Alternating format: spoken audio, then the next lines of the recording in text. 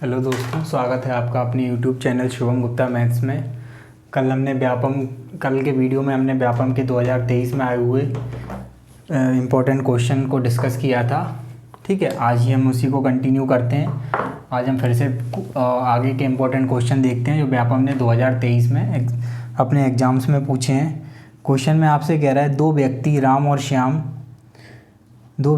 और श्याम एक साथ दो बिंदुओं ए और बी से सुबह 9 बजे विपरीत दिशा में चलना प्रारंभ करते हैं। उनमें से प्रत्येक दूसरे के शुरुआती बिंदु की दिशा में चलता है तथा एक दूसरे को पार करने के बाद राम और श्याम अपने गंतव्य तक पहुंचने में 80 मिनट और 45 मिनट का समय लेते हैं, तो वे एक दूसरे से किस समय मिलेंगे। ठीक है, देखो आपसे क्वेश्चन में कह रहा है, ठीक है, दो व्यक्ति हैं राम और श्याम, दो बिंदुओं ए और बी से सुबह 9 बजे विपरीत दिशा में चलना प्रारंभ करते हैं। ठीक है, मान लिया ये दो बिंदु हैं, एक है ए और एक है बी। ठीक है, आपसे क्वेश्चन में कह रहा है यहाँ से राम चला, ठीक है, और यहाँ से श्याम चला, एक दूसरे के विपरीत दिशा में चले हैं। ये भी यहाँ पे 9 बजे चला, ठीक है, और ये भी यहाँ से कितने बजे चला, 9 बजे चला, एक दूसरे के विपरीत दिशा में चलते हैं। तो आपसे क्वेश्चन में कह रहा है कि यहाँ कहीं ये लोग मिले आपस में, राम यहाँ चला, यहाँ मिला होगा कहीं। ठीक है, ऐसे ये यहाँ से चला,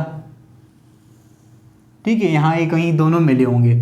फिर उसके बाद ये अपनी यहाँ से ये वापस अपने यहाँ पे पहुँच गया, वापस ए पे पहुँच गया और ये यहाँ पे पहुँच गया। ठीक है, इनको जो समय लगा है वो 80 मिनट और 45 मिनट लगा है। यहाँ मिलने के बाद ये 80 मिनट में पहुँच गया अपने स्थान पे, और ये कितनी मिनट, और शाम कितनी देर में पहुँच गया, 45 मिनट में पहुँच गया। ठीक है, यहाँ पे लोग मिले। ठीक है, फिर उसके बाद राम अपने स्थान पे पहुँच गया 80 मिनट में और शाम पहुँच गया 45 मिनट में। तो आपसे क्वेश्चन में पूछ रहा है बताओ ये दोनों किस समय मिले थे। ठीक है, तो देखो इसका डायरेक्ट फॉर्मूला रहता है, एक डायरेक्ट ट्रिक रहती है। ठीक है, क्या इनके मिलने का समय। ठीक है, मान लो ये T1 समय बाद पहुंचाओ और ये पहुंचाओ मान लो T1 समय बाद, ठीक है, और ये पहुंचाओ अपने स्थान पर मिलने के T2 समय बाद। तो इनका मिलने का समय हमने T मान लिया, तो इसका आंसर रहता है T1 इंटू T2, यानी कि मिलने का समय क्या होगा, T1 इंटू T2। ठीक है, तो ये 45 और ये 80, इसको हम सॉल्व कर लेंगे। ठीक है, देखो 45 को हम क्या लिख सकते हैं, 9 पना 45, और 80 को क्या लिख सकते हैं, 5 इंटू 16। ठीक है, इसको हम सॉल्व करेंगे आगे, तो ये 3 आ जाएगा बाहर, यहाँ 5 आ जाएगा, यहाँ 4 आ जाएगा। ठीक है, 5 × 3 = 15 × 4 = 60, यानी कि 60 मिनट बाद ये चलने के एक दूसरे से मिलेंगे। यानी कि 8 बजे था, ठीक है, 8 AM था टाइम, और 60 मिनट बाद एक बार मिलेंगे, तो सुबह कितने बजे मिलेंगे ये लोग, सॉरी 9 बजे चले थे और 60 मिनट बाद मिलेंगे, तो यानी कि सुबह कितने बजे मिलेंगे ये लोग, 10 बजे, 10 AM आंसर है। ठीक है, ये कैसे क्या हुआ जब मैं आपको टाइम एंड वर्क पढ़ाऊंगा तो पूरा डिटेल में बताऊंगा ये कॉन्सेप्ट आया कैसे। ठीक है, अभी आप इतना ही देखिए, नेक्स्ट क्वेश्चन में हम नेक्स्ट क्वेश्चन करते हैं।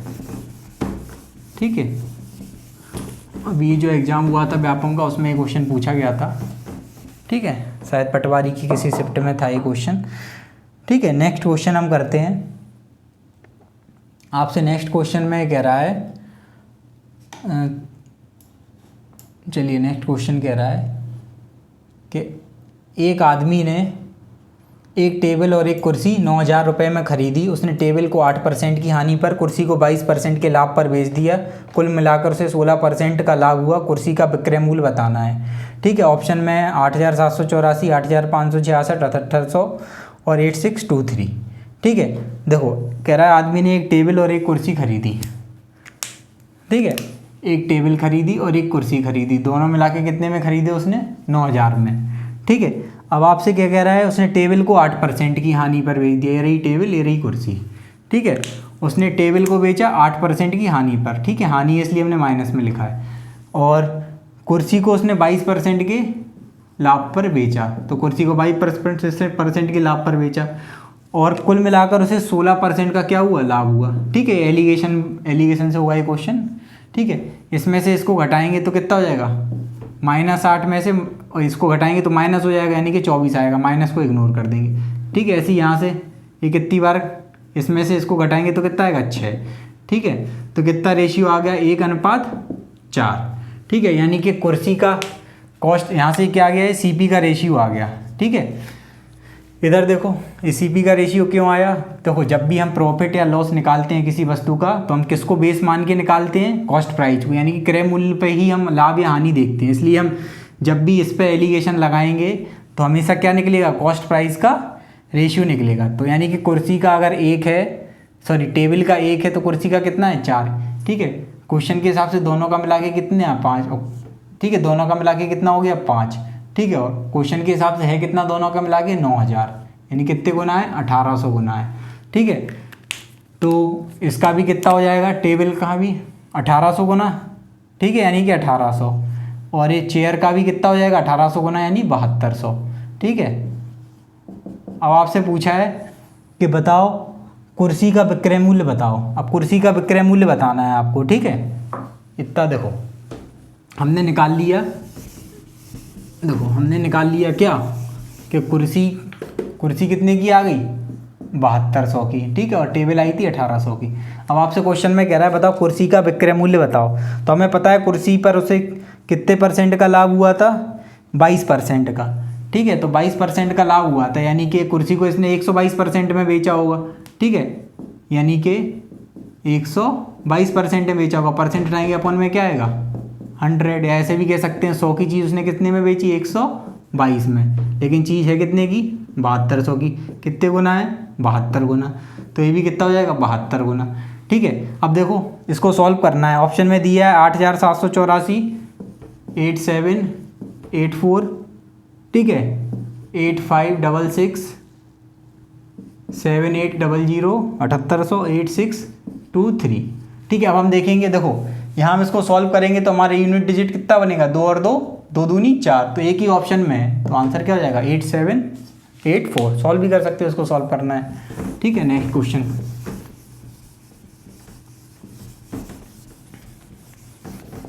देखिए। नेक्स्ट क्वेश्चन में आपसे कह रहा है, देखो नेक्स्ट क्वेश्चन में ये कह रहा है कि माइक्रोवेव और ओटीजी प्रत्येक को 18,700 रुपये में बेचा जाता है और 25% माइक्रोवेव को 25% की हानि पर और ओटीजी को 25% के लाभ पर बेचा गया। तो संपूर्ण लेन देन में उसको क्या हुआ, 500 रुपये की हानि, 2500 रुपये की हानि, 2500 की हानि न लाभ और 2500 रुपये का लाभ। देखो अब आपसे क्या कह रहा है, एक माइक्रोवेव था और एक ओटीजी थी। ठीक है, ये माइक्रोवेव हो गया और ये ओटीजी हो गई। ठीक है, ये कॉस्ट प्राइस, ये सेलिंग प्राइस। ठीक है, अब आपसे क्या कह रहा है क्वेश्चन में कि माइक्रोवेव को उसने 25% की हानि पर बेचा। 25% का मतलब क्या होता है 25/100 यानी कि 1/4। ठीक है, हानि पर बेचा है। ठीक है, माइक्रोवेव को 25% की हानि पर, यानी कि 4 की चीज़ कितने में बेची होगी 3 में। ठीक है, अब आगे क्या कह रहा है, ओटीजी को उसने 25% के लाभ पर बेचा है, यानी कि 25% के लाभ पर, यानी कि 4 की चीज़ कितने में बेची होगी 5 में। देखो अब क्वेश्चन में आपसे क्या कह रहा है कि उसने प्रत्येक को 18,750 रुपये में बेचा, यानी कि दोनों का क्या है सेलिंग प्राइस, यानी कि विक्रय मूल्य क्या है सेम है। ठीक है, यहाँ पे सेम नहीं है तो हम इसको सेम बना लेंगे, यहाँ 5 से गुणा कर देंगे, यहाँ 3 से, ये सेम हो गया, यहाँ पे भी 15 हो गया और यहाँ पे भी 15 हो गया। ऐसे यहाँ पे 5 का गुणा किया तो यहाँ पे भी 5 का, यहाँ 3 का गुणा किया तो यहाँ पे भी 3 का। ठीक है, तो ये कितना हो गया 20 और ये कितना हो गया 12। ठीक है, यानी कि दोनों आपने खरीदे कितने के थे 32 के खरीदे थे माइक्रोवेव और ओटीजी, और आपने बेचे के कितनी है 30 के, तो आपको कितने की हानि हो गई 2 की। ठीक है, 32 की खरीदे थे और 30 के बेच दिए, तो 2 की क्या हो गई आपको हानि हो गई। ठीक है, अब आपसे क्या कह रहा है बताओ कितने रुपए की हानि हुई। ठीक है, इधर देखो आपने 30 में बेचे हैं दोनों को, क्वेश्चन के हिसाब से आपने बेचे कितने में 18,750 रुपये में। ठीक है, तो हम ये देख लेंगे इसका कितना गुना है। ठीक है, कितना गुना है इसका, देखो गुना करके देख लो, इसको इससे काटेंगे। ठीक है, 0 से 0 कट गया, अब 3 18। ठीक है, और क्या बचा 3 18, 3 दूनी 6। गलत कर रहे हैं क्या कुछ, सॉरी, इधर देखो अपन को उसमें प्रत्येक का प्राइस दिया है। ठीक है, आपसे क्या कह रहा है प्रत्येक को आपने देखो आपसे क्वेश्चन में क्या कह रहा है, प्रत्येक को आपने 18,750 रुपये में बेचा, और अब क्वेश्चन के हिसाब से अपन ने कितने में बेचा, 15 में, क्वेश्चन के हिसाब से कितने में बेचा, 18,750 में। ठीक है, अब हम देख लेंगे ये कितना गुना है, 15 एकम 15, 3 बचे, 2 लिए, 15 दूनी 30, 5 बचे। ठीक है, 7 बचा, 15 पना 75, यानी कि 1250 गुना है। तो यहाँ पे भी अपनी जो हानि आई है वो भी कितनी हो जाएगी, 1250 गुना, यानी कितना हो जाएगा, 2500 रुपये की हानि। ठीक है, 2500 रुपये का क्या हो गया, लॉस। नेक्स्ट देखो,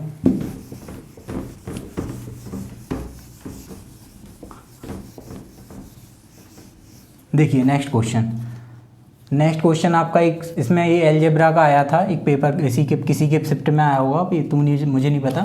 क्वेश्चन में था आपका 8x क्यूब, क्वेश्चन था आपका 8x cube, 8x cube minus 4 root 5x square plus 2x। ठीक है, और क्वेश्चन में आपसे 2x बराबर 0, और क्वेश्चन में आपसे पूछा था 8x cube plus 1/8x cube, इसकी वैल्यू आपसे पूछी थी क्वेश्चन में। ठीक है, तो इसकी वैल्यू देखो, इसकी वैल्यू आप तभी निकाल सकते हो, ठीक है, जब आपको इसकी वैल्यू पता हो। हमें पता है हम इसका क्यूब कर देंगे डायरेक्ट तो हमारा आंसर आ जाएगा। ठीक है, जब हम इसका क्यूब कर देंगे तो हमारा आंसर आ जाएगा, हमें इसकी वैल्यू चाहिए। देखो एक चीज़ होती है जिसको नहीं पता वो समझ लो इधर। तो अगर x प्लस 1/x बराबर क्या दिया हो, a, तो x cube plus 1/x cube बराबर होता है a क्यूब माइनस 3a। ठीक है, इधर देखो, अब आगे देखो, अब हमें क्या हमें इसकी वैल्यू चाहिए, तब हम इससे इस पे पहुंच जाएंगे कैसे, a क्यूब माइनस 3a। ठीक है, जो भी मतलब इसका आंसर आएगा, ठीक है, जैसे हम इसको a मान लिया, जो भी इसका वैल्यू आएगी हम उसका क्यूब करके और माइनस 3a कर देंगे तो हमारा आंसर आ जाएगा।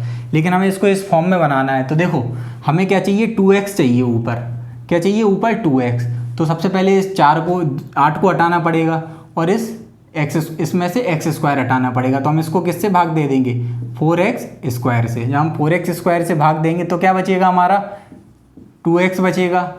ठीक है, इधर क्या बचेगा, माइनस के रूट 5 बचेगा, यहाँ क्या बचेगा, 1/2x बचेगा। ठीक है, अब इसको हम सॉल्व करेंगे, 2x प्लस 1/2x, तो इधर कितना आ जाएगा, रूट 5। ठीक है, इसकी वैल्यू हमने निकाल ली। अब हमने आपको बता दिया अगर x प्लस 1/x बराबर a हो तो इसकी, अगर x प्लस 1/x बराबर a हो तो इसकी वैल्यू क्या होती है। ठीक है, a क्यूब माइनस 3 है। ठीक है, 8x cube plus 1/8x cube, इसकी वैल्यू क्या आ जाएगी, इसका क्यूब माइनस 3, a की वैल्यू भी क्या आ जाएगी, यही। ठीक है, 5 का रूट 5 का क्यूब करेंगे कितना आएगा, 5 रूट 5 माइनस इसको 3 रूट 5, आंसर क्या आ जाएगा हमारा, 5 में से 3 गए 2 रूट 5।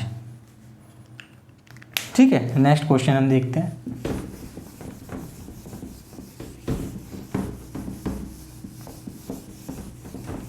देखिए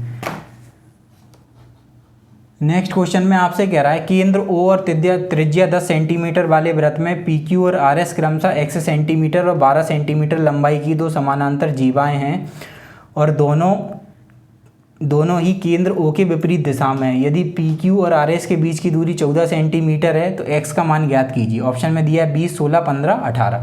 देखो आपसे क्या कह रहा है क्वेश्चन में, एक वृत्त है, ठीक है, एक वृत्त है, ठीक है, ये इसका केंद्र है, इसमें दो जीवाएं हैं, एक है आपकी PQ और एक है RS। ठीक है, एक वृत्त है और इसकी त्रिज्या यहाँ है 10 सेंटीमीटर। ठीक है, इसकी दो जीवाएं हैं, जो केंद्र के, एक केंद्र है O और केंद्र के विपरीत दिशा में, यानी कि एक A इस साइड है, एक A दूसरी इस साइड है, आप इस साइड भी बना सकते हो।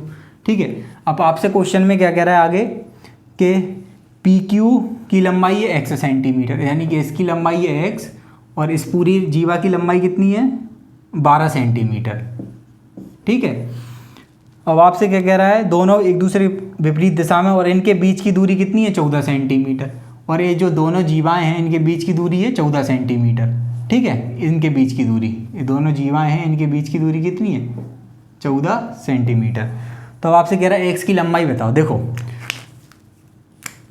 त्रिज्या कितनी है, देखो इनके बीच की दूरी है 14 सेंटीमीटर। देखो जब हम केंद्र से जीवा को मिलाते हैं तो हमेशा ये 90 डिग्री पे मिलता है, ठीक है, यहाँ पे भी और यहाँ पे भी। इसकी पूरे की लंबाई है 14 सेंटीमीटर। आपसे कह रहा है देखो, और जो सांप जब भी हम केंद्र से इस पे जीवा पे लंब डालेंगे तो वो जीवा को हमेशा 2 भागों में बांटता है, ठीक है। तो ये 12 सेंटीमीटर है तो ये भी कितनी हो जाएगी 6, और ये भी कितनी हो जाएगी 6, ठीक है। इसका केंद्र, ये त्रिज्या है इसकी, तो त्रिज्या कितनी दी है क्वेश्चन में 10, ठीक है। तो ये 10 है, ये 6 है, तो पाइथागोरस प्रमेय से ये कितना आ जाएगा, कितना आ जाएगा आपका, ठीक है। 10 100 में से 36 चलाएगा तो 64, 64 का कितना जाएगा 8। वो पूरी की लंबाई कितनी है आपकी 14, तो ये कितनी बचेगी आपकी 6, ठीक है। फिर से वही, फिर यहाँ से खींचेंगे तो एक त्रिज्या है, कितनी हो जाएगी 10, ठीक है। 10 में से 100 में से 36 जाएगा तो ये कितना बचेगा 8, ये 8 है तो ये भी कितना जाएगा 8, यानी कि एक्स की लंबाई कितनी आ गई 16 सेंटीमीटर। ये आपका आंसर हो गया। नेक्स्ट क्वेश्चन,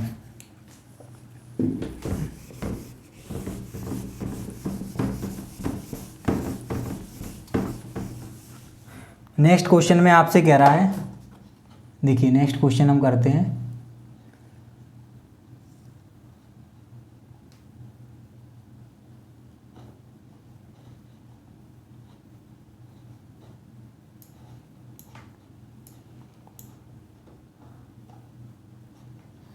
देखिए नेक्स्ट क्वेश्चन में आपसे कह रहा है x के किस मान के लिए 7 अंकों वाली संख्या 7 अंकों वाली संख्या 4 6 3 9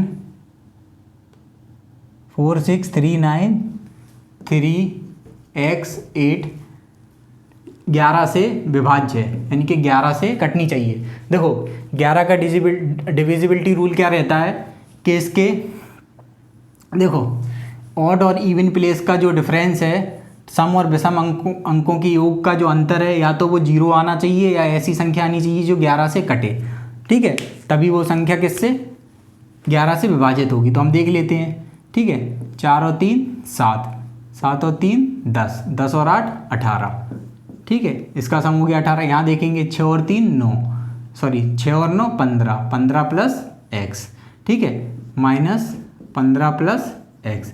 इसको सॉल्व करेंगे, ठीक है, तो 18 में से माइनस का हो जाएगा, कितना बचेगा 3 प्लस 3 माइनस एक्स, यानी कि एक्स की वैल्यू क्या आ जाएगी, ऑप्शन से भी कर सकते हो आप इस क्वेश्चन को, ठीक है। एक्स की वैल्यू कितनी आ जाएगी 3, 3 में से 3 जाएगा तभी 0 आएगा, यानी कि आंसर क्या हो गया 3, ठीक है। नेक्स्ट क्वेश्चन,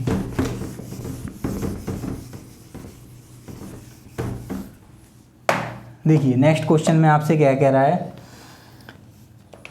नेक्स्ट क्वेश्चन में कह रहा है एक नौका 19 घंटे में एक बिंदु से दूसरे बिंदु तक धारा के अनुकूल जाती है। धारा के अनुकूल होता है डाउन स्ट्रीम, ठीक है, धारा की दिशा में, और यह 23 घंटे में समान दूरी धारा के प्रतिकूल तय करती है, ठीक है, अप स्ट्रीम में, ठीक है। डाउन स्ट्रीम में जाती है तो 19 घंटे लेती है, और उसी सेम डिस्टेंस को अप स्ट्रीम में आती है तो 23 घंटे लेती है। और धारा की गति आपको वाटर की स्पीड दी है 2 किलोमीटर प्रति घंटे। तो आपसे पूछा है दोनों बिंदुओं के बीच की दूरी आपसे कितनी है। इधर देखो,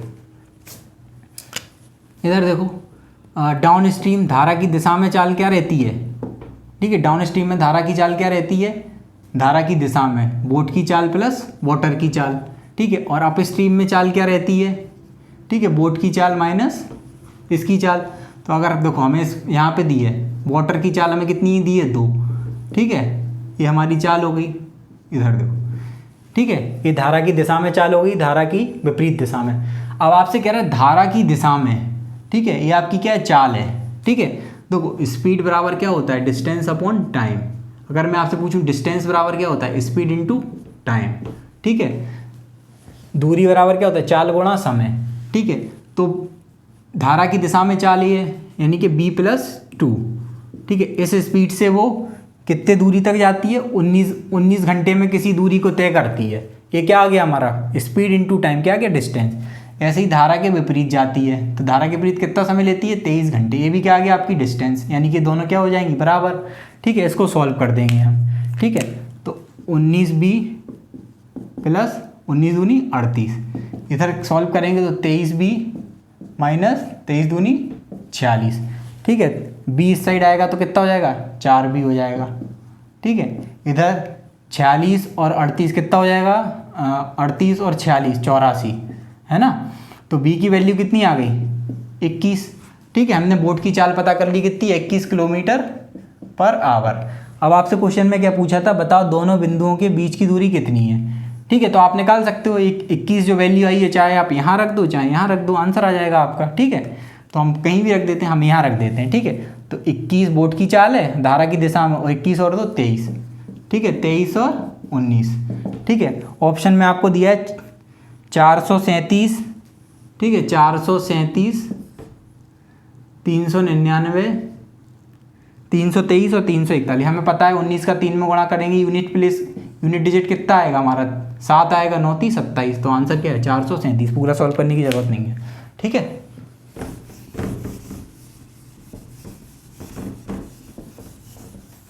देखिए नेक्स्ट क्वेश्चन करते हैं हम।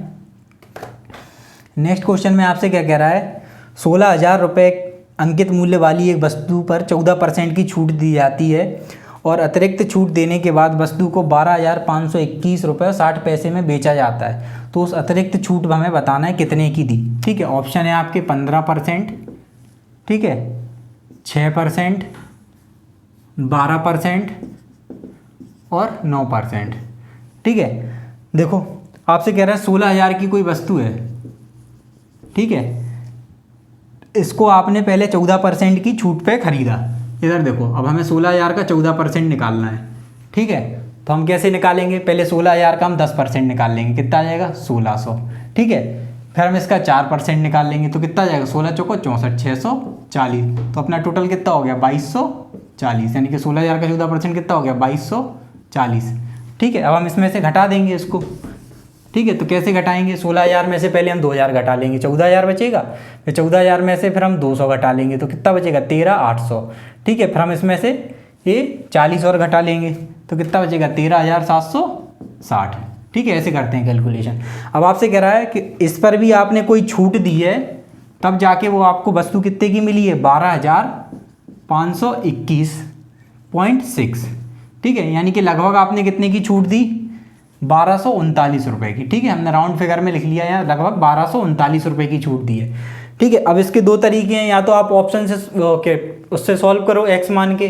ठीक है, कि हमने x% की छूट दी और x% की छूट देने के बाद इतना हमका मूल्य, लेकिन हम क्या करेंगे इसको ऑप्शन से करेंगे। देखो अगर आप 13,760, इधर देखो क्या कह रहा है 13,760 की थी और 12,521 में बिकी। ठीक है, अगर हम इस पर 15%, देखो अगर हम इस पर 15% डिस्काउंट देंगे, ठीक है, तो देखो 13,760 का 10% ही 1360 होता है, कि सॉरी 1376 होता है, और हमारी वैल्यू तो पहली इससे कम है 1239, यानी कि 15% की छूट तो हम दे ही नहीं सकते।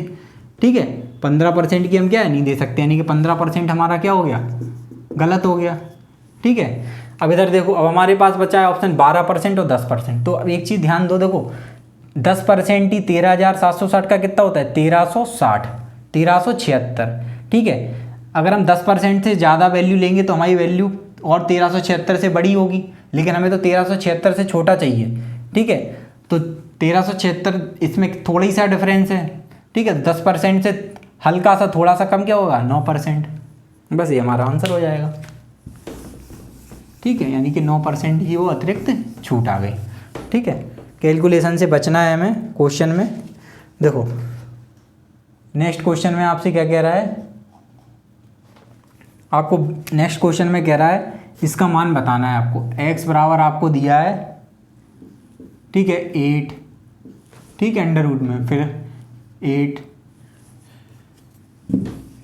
ठीक है, अंडर रूट में फिर अंडर रूट में 8। ठीक है, ऐसे ऐसे करके आपको अनंत तक दिया है और आपसे ऐसे x की वैल्यू पूछी है। तो देखो इसका डायरेक्ट फॉर्मूला रहता है क्या, जब भी आपको इस टाइप का दिया हो तो 1 प्लस माइनस इधर 1, ठीक है, प्लस 4 जो भी वैल्यू आपकी दी हो x अपॉन 2x। ठीक है, इधर देखो सॉरी अपोन में 2 रहती है। ठीक है, देखो ठीक है, आपको बस यहाँ वैल्यू पुट करनी है केवल, आपका आंसर कितना आ जाएगा 1 प्लस माइनस, ठीक है, इधर 1, ठीक है, इधर क्या दिया है x की जगह 8 दिया है, तो 8 चौको 32, इधर क्या आ जाएगा 2। इसको सॉल्व कर देंगे 1 प्लस माइनस 33 और बटे में 2, बस हो गया, यही आपका आंसर है। ठीक है, माइनस होता तो यहाँ पर माइनस आ जाता, 1 माइनस 4 है। ठीक है, हम आगे क्वेश्चन की साइड बढ़ते हैं। नेक्स्ट, अब नेक्स्ट क्वेश्चन में आपसे क्या कह रहा है, 4 अंकों की न्यूनतम संख्या जो 20, 30 और 60 से पूर्णतः विभाज्य है। 4 अंकों की न्यूनतम संख्या जो 20 से भी विभाज्य हो, 30 से भी और 60 से भी। तो हमें 4 अंकों की चाहिए। ठीक है, तो अब पहले मुझे ये बताओ सबसे छोटी संख्या क्या होती है। तो इन सबसे छोटी संख्या क्या होगी, इनका एलसीएम यानी कि 60। तो हमने सबसे छोटी संख्या पता कर ली जो इन तीनों से विभाज्य है, क्या 60। लेकिन हमें वो संख्या क्या कह रहा है, 4 अंकों की चाहिए। ठीक है, तो 4 अंकों की 4 अंक कब होते हैं, 999 तक तो 3 अंक होते हैं, यानी कि जैसे ही 1000 करोगे तो हमें पता चल जाएगा। तो या तो आप ऑप्शन से कर सकते हो, ऑप्शन में दिया है आपको 1440, 1020, 1040, 1080। तो हम सबसे छोटे वाले ऑप्शन से देख लेंगे, हमें पता है 1020 आ रहा है। या हम इसके मल्टीपल करते जाएंगे, 60 का, फिर 120, फिर 180, ऐसे ऐसे करते जाएंगे। तो हमारा क्या कहते हैं, 1000 के पास क्या पड़ रहा है, 960, ये पूरा पूरा कट रहा है। फिर इसके बाद अगला ये, लेकिन ये 3 अंकों का है तो इसमें 60 और जोड़ देंगे, तो अपना आंसर क्या आ जाएगा, 1020। या ऑप्शन से भी कर सकते हो आप। ठीक है, नेक्स्ट क्वेश्चन में आपसे क्या कह रहा है, नेक्स्ट क्वेश्चन में आपसे कह रहा है ए बी से दुगना बड़ा है। 12 वर्ष पहले ए बी से 5 गुना बड़ा था, ए की वर्तमान आयु ज्ञात करें। ठीक है, आपसे क्वेश्चन में कह रहा है ए है और ए बी है। क्वेश्चन में आपसे क्या कह रहा है, ए बी से दुगना बड़ा है। ठीक है, ए बी से क्या है, इधर देखो, इधर लिख देता हूँ, इधर लिखता हूँ। देखो क्वेश्चन में कह रहा है ए बी से दुगना बड़ा है। अब क्वेश्चन में 12 वर्ष पहले की बात कर रहा है। ठीक है, 12 वर्ष पहले, यहाँ मैं लिख देता हूँ 12 ईयर एगो। 12 वर्ष पहले क्या था, ए बी से 5 गुना बड़ा था। ए बी से कितना गुना बड़ा था, 5 गुना बड़ा था। तो आपसे क्वेश्चन आपसे कह रहा है ए की वर्तमान आयु ज्ञात करें। तो ए की वर्तमान आयु देखो, हमने इसकी x मान ली, इसकी देखो, ठीक है, इसकी 2x मान ली, इसकी x मान ली। तो अब क्वेश्चन में आपसे क्या कह रहा है, 12 वर्ष पहले। ठीक है, तो हम 12 वर्ष पहले जाएंगे तो इसकी आयु में से भी 12 घटाएंगे और बी की आयु में से भी 12 घटाएंगे। अब ये रेशियो कितना हो जाएगा, 5:1 हो जाता है। इसको हम सॉल्व कर लेंगे, 2x माइनस 12 बराबर 5x माइनस 60। ठीक है, x की हम वैल्यू निकालेंगे, इधर 3x आ जाएगा, इधर 48 आ जाएगा। ठीक है, x की वैल्यू कितनी आ जाएगी, 16। आपसे क्या पूछा था क्वेश्चन में कि ए की वर्तमान आयु पता करें। ठीक है, तो ए की वर्तमान आयु कितनी आ जाएगी, हमने 2x मानी थी, x की वैल्यू रख देंगे तो ए की वर्तमान आयु 2x यानी कितनी आ जाएगी, 32। यही आपका आंसर हो गया। ठीक है, देखो अब मैं इस सवाल को दूसरे तरीके से बता रहा हूँ थोड़ा। ठीक है, लेकिन आप लोगों को शायद ही समझ में आए। जब मैं आपको पढ़ाऊँगा ये सब अपन को x मैक्स लिखने की कोई ज़रूरत नहीं है। ठीक है, ये सब सवाल को अपन बिना x लिखे भी कर सकते हैं। ठीक है, आपसे कह रहा है ए बी से दुगना बड़ा है। अब बात कर रहा है कितने की, 12 साल बाद की। कितने की, 12 साल पहले की। ठीक है, 12 साल की बात कर रहा है, 12 साल पहले। इनका अनुपात कितना था एज का, 5:1, 5 गुना बड़ा था। अब देखो, जब मैं आपको एज चैप्टर पढ़ाऊंगा तो उसमें बताऊंगा इसको बिना एक्स के कैसे सॉल्व करना है। अभी देख लीजिए, देखो यहाँ पे 2, यहाँ से 2 से कितना हो रहा है, 5, और यहाँ 1 से 1, यानी कि अब इनका डिफरेंस सेम नहीं है। अगर इनका डिफरेंस सेम होता तो हम डायरेक्ट रिलेट कर देते इसको 12 से, लेकिन यहाँ पर डिफरेंस सेम नहीं है इसलिए हम नहीं कर पा रहे। तो देखो, जब भी हमें इसका डिफरेंस सेम करना हो तो हम क्या करते हैं, डिफरेंस के जो इनका डिफरेंस है उससे क्रॉस मल्टीप्लाई कर देते हैं हम। ठीक है, देखो 2 और 1 का डिफरेंस कितना है, 1। 5 और 1 का कितना है, 4। ठीक है, यानी कि डिफरेंस अलग अलग आ रहा है, 1 आ रहा है, तो हम डिफरेंस जो आया उससे उल्टा मल्टीप्लाई कर देते हैं। यानी हम यहाँ किससे कर देंगे, 4 से, और यहाँ 1 से। ठीक है, तो हम यहाँ 4 से मल्टीप्लाई कर देंगे और यहाँ भी 4 से, यहाँ 1 से, तो कोई 1 से करने की ज़रूरत नहीं है। देखो अब यहाँ 8 आ गया और इधर 4 आ गया। ठीक है, देखो 8 में से हम क्या कहते हैं 3 घटाएंगे तो 5 आएगा। यहाँ पे भी 8 में से 4 में से 3 घटाएंगे तो हमारा डिफरेंस सेम हो गया। अपने हिसाब से डिफरेंस कितना हो गया, 3।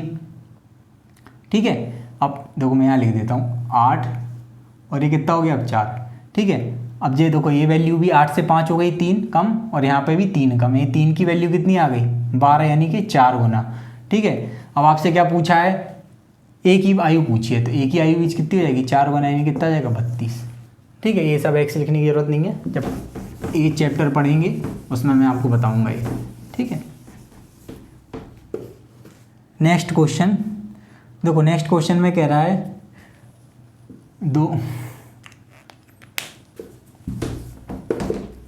नेक्स्ट क्वेश्चन में कह रहा है 2 की पावर 2n+1,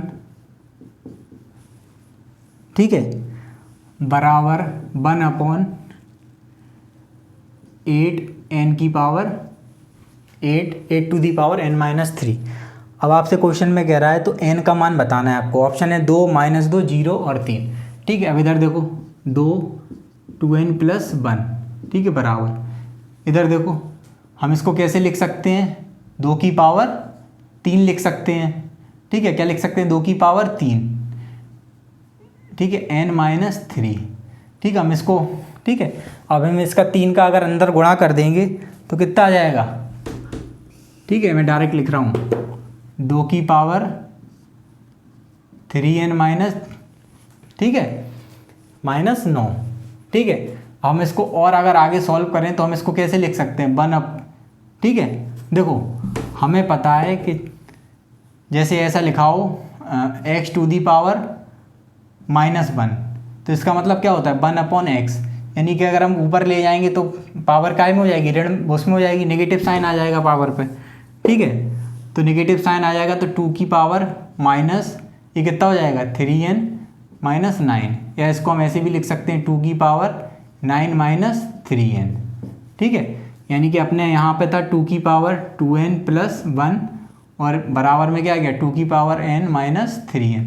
ठीक है, अब हमें पता है अगर बेस सेम हो तो पावर भी सेम रहती है। ठीक है, तो 2n+1 किसके बराबर हो जाएगा 9-3n।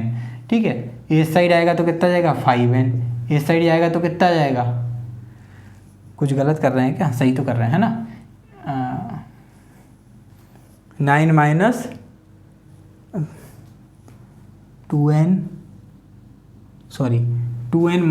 है यहाँ पे, है ना, वही मैं कह रहा हूँ, यहाँ पे भी 1 है, यहाँ पे भी माइनस है, यहाँ पे भी है। ठीक है, तो ये कितना बचेगा 5n हो जाएगा और 9 और 1 10 हो जाएगा, यानी कि n की वैल्यू कितनी आ जाएगी 2।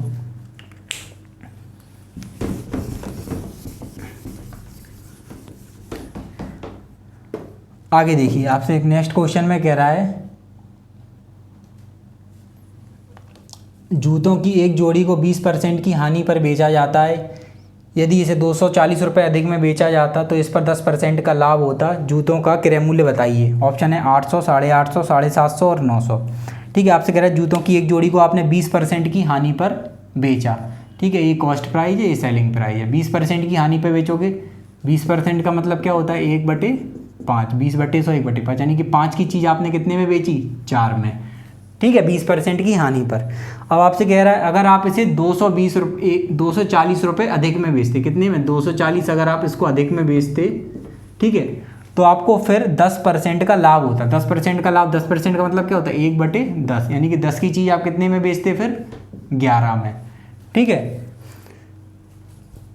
तो आपसे कह रहा है क्रय मूल्य बताओ। तो देखो क्रय मूल्य तो सेम ही होगा, तो हम यहाँ सेम कर लेते हैं। यहाँ पे सेम नहीं है, वस्तु तो वही है। ठीक है, अब देखो एक CP सेम हो गया 10-10, तो यहाँ पे भी। ठीक है, यानी कि अब देखो 8 की चीज़ हम कितने में बेच रहे हैं 11 में, यानी कि कितने अधिक में बेच रहे हैं 3 अधिक में बेच रहे हैं। क्वेश्चन के हिसाब से कितने अधिक में 240, यानी कितने गुना है 80 गुना। आपसे क्या पूछा है बताओ उसको, इस पर उसका क्या बताना है आपको, जूतों, एक जोड़ी जूतों का आपको क्रय मूल्य बताना है। तो क्रय मूल्य बताना है तो क्रय मूल्य 10 है, तो ये भी 80 गुना हो जाएगा, यानी कितना जाएगा 800 रुपये। खत्म।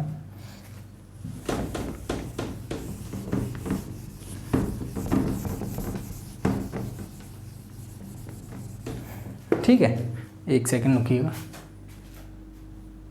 चलिए आगे बढ़ते हैं। आपसे क्वेश्चन में अगला क्वेश्चन कह रहा है, टाइम एंड वर्क का बड़ा ही अच्छा क्वेश्चन आया था पेपर में। ABC एक काम को 10, 20 और 30 दिनों में कर सकते हैं। वे सभी 7 काम शुरू करते हैं। कुछ दिन बाद A काम छोड़ देता है, अगले 2 दिन बाद B भी काम छोड़ देता है। शेष कार्य C 3 दिनों में करता है। A ने कितने दिन बाद काम छोड़ा, आपको बताना है। ऑप्शन है 3, 4, 2, 1। ठीक है, आपसे कह रहा है ए, बी और सी। ठीक है, किसी काम को 10, 20 और 30, 10, 20 और 30 दिन में कर सकते हैं। तो हम टोटल काम कितना मान लेंगे, 10, 20, 30 का एलसीएम कितना जाएगा 60, यानी कि इसकी क्षमता 6, इसकी 3 और इसकी 2। अब कह रहा है तीनों ने साथ मिलके काम करना स्टार्ट किया और 2 दिन बाद ए ने काम छोड़ दिया। ठीक है, और फिर 2 दिन बाद बी ने भी काम छोड़ दिया। ठीक है, और सी ने बाकी काम 3 दिन में पूरा कर दिया। तो ए का बताओ कितने दिन बाद छोड़ा। तो हमें पता है कि तीनों ने पहले साथ मिलके काम किया। ठीक है, ए प्लस बी प्लस सी, पहले ने तीनों ने साथ मिलके काम किया, फिर ए ने काम छोड़ दिया तो फिर किसने किया है, बी ने, फिर बाकी का शेष काम किसने किया, सी ने। अब देखो हमें नहीं पता कि क्या कि ए ने कितने दिन बाद काम छोड़ा, तो हमने मान लिया, माना ए ने एक्स दिन बाद काम छोड़ा। कितने दिन बाद, एक्स दिन बाद। ठीक है, यानी कि एक्स दिन तक तो इन तीनों ने काम किया होगा। ठीक है, तो एक दिन में कितना काम करते हैं, 6, 3, 9 और 2, 11 काम करते हैं। तो ठीक है, तीनों मिलके, तो एक्स दिन में कितना काम किया होगा, 11x। ठीक है, फिर प्लस, अब कह रहा है कि फिर 2 दिन बी और सी ने काम किया। ठीक है, फिर उसके बाद बी ने भी छोड़ दिया। तो 2 दिन में बी और सी एक दिन में कितना काम करते हैं, 3 और 2, 5। तो 2 दिन में कितनी किया होगा इनने, 10। ठीक है, अब आगे फिर कह रहा है कि सी ने शेष काम 2 दिन में कर दिया। तो सी की क्षमता है 2, तो 2 दिन में कितना काम किया होगा इसने, 4। इन तीनों ने मिलकर ऐसे काम खत्म कर दिया और टोटल काम कितना था, 60। ठीक है, तो 10 और 4 14, 14 उस साइड जाएगा तो माइनस का हो जाएगा। तो इस साइड कितना बचेगा आपका, कुछ गलत किया है अपन ने, हाँ सॉरी, सी की क्षमता कितनी आएगी इधर, 10, 20 और 30 है ना। सी ने 3 दिन काम किया है, सॉरी आपसे क्वेश्चन में कह रहा है सी ने शेष कार्य 3 दिन में किया है। तो 3 दिन में कितना काम कर देगा सी, 2 की क्षमता से 6। ठीक है, तो 10 और 6 16, उस साइड जाएगा तो कितना बचेगा, 44 है ना। 11x बराबर कितना बचेगा, 44, यानी कि x की वैल्यू कितनी आ गई, 4। यही अपन ने माना था कि ए ने x दिन बाद काम छोड़ा, x की वैल्यू। ठीक है, तो यानी कि ए ने कितने दिन बाद काम छोड़ा, 4 दिन बाद। ठीक है, नेक्स्ट क्वेश्चन में आपसे क्या कह रहा है कि रोहित धारा के प्रतिकूल 8 घंटे में 64 किलोमीटर की दूरी तय करता है और धारा के अनुकूल 3 घंटे में 54 किलोमीटर की दूरी तय करता है।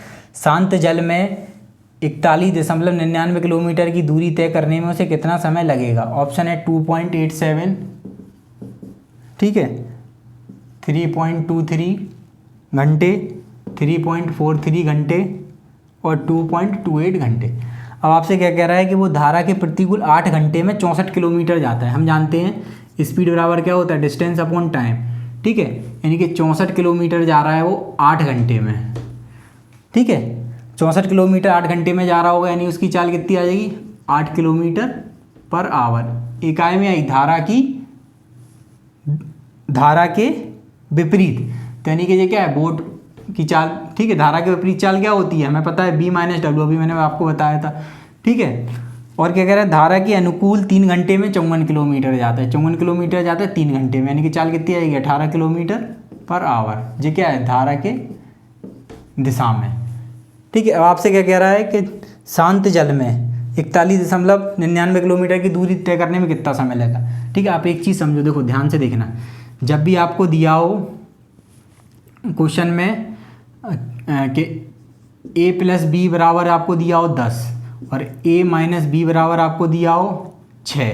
ठीक है, मैं आपसे कहूँ a की वैल्यू बताओ तो और b की वैल्यू बताओ, तो a की वैल्यू होती है इन दोनों को जोड़ के, ठीक है, आधा, और b की वैल्यू क्या होती है, इसमें बड़े में से छोटे को घटा के आधा। ठीक है, तो आप डायरेक्ट a और b की वैल्यू निकाल सकते हो। ठीक है, ऐसे यहाँ देखो, अब मैं आपसे कहूँ बोट की चाल क्या होगी, बोट की चाल, तो क्या करोगे, दोनों को जोड़ के घटा दोगे, 2 का भाग दे दोगे। ठीक है, 18 8 26 कितनी आ जाएगी, 13। ठीक है, मैं आपसे पूछूं वाटर की चाल कितनी आएगी, तो 18 में से 8 घटा के 2, 18 में से 8 गए 10। ठीक है, कितना आ जाएगी, 5। अब लेकिन आपको पूछा है शांत जल में, आपको बताना है शांत जल में 41.99 किलोमीटर की दूरी आपको किससे तय करवानी है। ठीक है, बोट से। अब शांत जल है तो पानी की चाल तो कुछ लेंगे नहीं अपन, 13। इसको सॉल्व करेंगे, 13 × 3 = 39, यानी कि ये वाले दोनों ऑप्शन तो गलत ही हो गए। 13 × 3 = 39, कितने बचे आपके, 2 बचा है, 2। ठीक है, तो 2 बार हो जा रहा है 3.2, तो 3.2 एक ऑप्शन में 3.23 आपका आंसर हो जाएगा।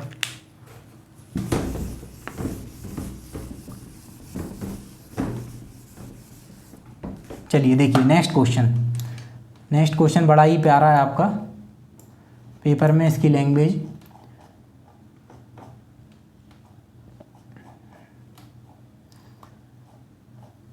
देखिए क्वेश्चन में आपसे क्या कह रहा है, sum of three positive numbers A B and C is 2 times more than C, difference between A and C is 14, value of B is 8, if A is a greatest among the all three numbers then what will be the difference between A and B. आपसे कह रहा है 3 धनात्मक संख्याएं हैं A B और सी, और A B और सी का योग सी से 2 गुना अधिक है।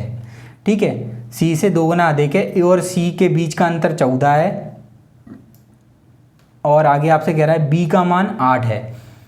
यदि सभी तीनों संख्याओं में ए सबसे बड़ा है तो ए और बी के बीच का अंतर बताना है। ऑप्शन है 28, 24, 26 और 30। देखो जो कुछ है इस क्वेश्चन में पहली ही लाइन में आपसे क्या कह रहा है, ए बी और सी का योग जो है वो सी से 2 गुना अधिक है। देखो जैसे मैं आपसे कहूँ ए और बी लिखा है, ठीक है, मैं आपसे कहूँ ए बी से दुगना है, ठीक है, यानी कि ए बी से क्या है, दुगना है, ए बी से दुगना है, ठीक है, A is 2 times than B. ठीक है, अब मैं आपसे कहूँ A is 2 times more than B, इसका मतलब क्या होता है, तो ठीक है, दोगुना अधिक, ठीक है, 2 गुना अधिक, ठीक है, दोगुना और 2 गुना अधिक में अंतर है। 2 गुना अधिक है यानी कि इसका 2 गुना करके अधिक, इसका 2 गुना करोगे और अधिक करोगे तो कितना आ जाएगा, 3, यानी कि ए बी से कितना अधिक है, ठीक है, 2 गुना अधिक है। तो इसका मतलब क्या होता है, अगर मैं कहूँ दोगुना है तो कितना है, 1:2, ठीक है, और मैं आपसे कहूँ दोगुना अधिक है तो 1:3। ऐसे ही यहाँ पे क्वेश्चन में आपसे कह रहा है ए बी प्लस सी का जो योग है वो सी से 2 गुना अधिक है। सी से 2 गुना अधिक यानी कितने के बराबर है, 3C के बराबर है। ठीक है, अब आपसे क्वेश्चन में आगे क्या कह रहा है कि ए और सी का अंतर, ए और सी का अंतर है 14 और बी की वैल्यू कितनी है आपकी 8। तो आपसे कह रहा है ए माइनस बी बताओ। ठीक है, अब इधर देखो, बस हम वैल्यू पुट कर देंगे। देखो हम यहाँ से, ठीक है, देखो हम इसको आगे सॉल्व करेंगे तो हम ए की जगह क्या लिख सकते हैं, ए की जगह क्या लिख सकते हैं हम, सी प्लस, देखो इस साइड चला जाएगा तो ए की जगह हम क्या लिख सकते हैं, सी प्लस 14। देखो इधर मैं सॉल्व कर देता हूँ इसको। ठीक है, ए बराबर क्या आ जाएगा, सी प्लस 14। तो हम ए की जगह सी प्लस 14 रखते हैं, बी की जगह बी की वैल्यू रख देते हैं और सी की जगह सी है ही। ए की जगह क्या लिख सकते हैं हम यहाँ पे, देखो सी प्लस 14, बी की जगह क्या लिख सकते हैं, बी की वैल्यू कितनी थी 8, ठीक है, प्लस और सी है ही बराबर 3C। इसको सॉल्व करेंगे हम तो सी और सी 2C, उस साइड जाएगा माइनस हो जाएगा तो अकेला बचेगा सी, यानी कि सी की वैल्यू कितनी आ जाएगी आपकी 22 आ जाएगी। अगर सी की वैल्यू 22 आ गई, ठीक है, तो ए की वैल्यू हम यहाँ रख देंगे। ठीक है, ए की वैल्यू यहाँ रख देंगे तो ए की वैल्यू कितनी आ जाएगी 36। ठीक है, और बी, आपसे क्या पूछा है, ए और बी का अंतर पूछा है, हमने निकाल लिया, ए की वैल्यू 36 और बी की वैल्यू 8, आंसर कितना आ जाएगा 28।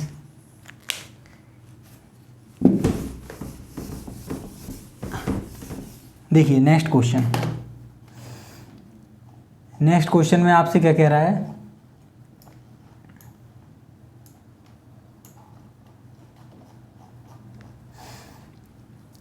देखिए नेक्स्ट क्वेश्चन में आपसे कह रहा है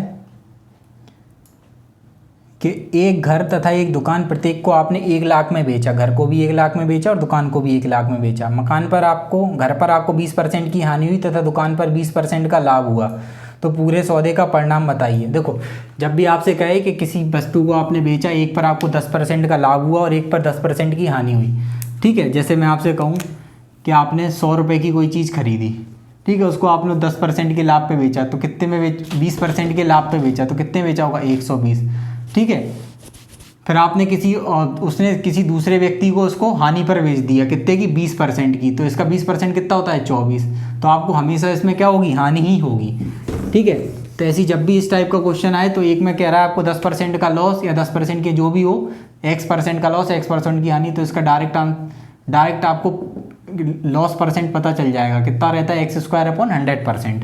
ठीक है, तो इधर देखो आपको कह रहा है 20% की हानि और 20% का आपको लाभ हुआ। ठीक है, तो 20 का स्क्वायर/100%, तो कितना आएगा 400/100, यानी कि आपको हमेशा क्या हुई, हानि, आपको इसमें क्या हुई 4% की हानि हुई। अब आपसे क्वेश्चन में क्या कह रहा है कि बताओ पूरे सौदे का परिणाम क्या रहा। आपको कह रहा है 1/12 लाख का लाभ, ना लाभ ना हानि, 1/12 लाख की हानि या 1/18 लाख की हानि। ठीक है। अब इधर देखो, हमें पता चल गया कि हमें 4% का लॉस हुआ। 4% का मतलब क्या होता है, 1/25, यानी कि 25 की चीज़ जो होगी, अगर उसका कॉस्ट प्राइस 25 होगा तो आपने कितने में बेचा होगा उसको, 24 में, यानी कि आपको क्या होगी, 1 की हानि। ठीक है। अब इधर देखो, क्वेश्चन के हिसाब से आपने कितने में बेचा, प्रत्येक को 1-1 लाख में बेचा, यानी कि 2 लाख में बेचा। ठीक है। अब इधर देखो, अब इधर लाख में ना देके उसको क्या यूनिट, यहाँ 2 लाख, 2,000 की जगह उसने केवल 2 लाख लिखा है डायरेक्ट। ठीक है। तो इस, ठीक है, तो हमें क्या 1 की वैल्यू चाहिए हमें। ठीक है। तो 1 की वैल्यू हम निकाल लेंगे, इसका इसमें भाग दे देंगे। ठीक है। ये कितना गुना है इसका, 1/12 गुना, तो यानी कि 1/12 लाख की हमको क्या हो गई, हानि हो गई। ठीक है। नेक्स्ट क्वेश्चन,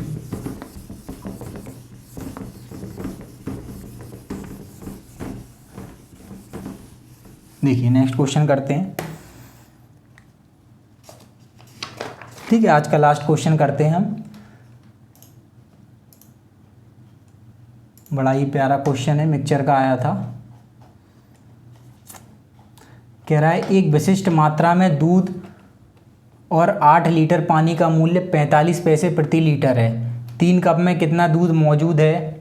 1 लीटर शुद्ध दूध के मिश्रण की कीमत कितनी है, 54। ठीक है। अब आपसे क्या कह रहा है, जैसे आपसे कह रहा है कोई मिक्सचर है। ठीक है। उसमें हमें क्या कह रहा है, दूध है। अब दूध हमें नहीं पता तो हमने x मान लिया, माना इसमें x लीटर दूध है। ठीक है। ये मिल्क, और आपसे क्या कह रहा है आगे क्वेश्चन में कि इसमें 8 लीटर पानी है। पानी कितना है, 8 लीटर। और आपसे क्या कह रहा है, इसका जो प्राइस है वो कितना है, 45 पैसे पर लीटर है। ठीक है। ये मिल्क है, ये वाटर है।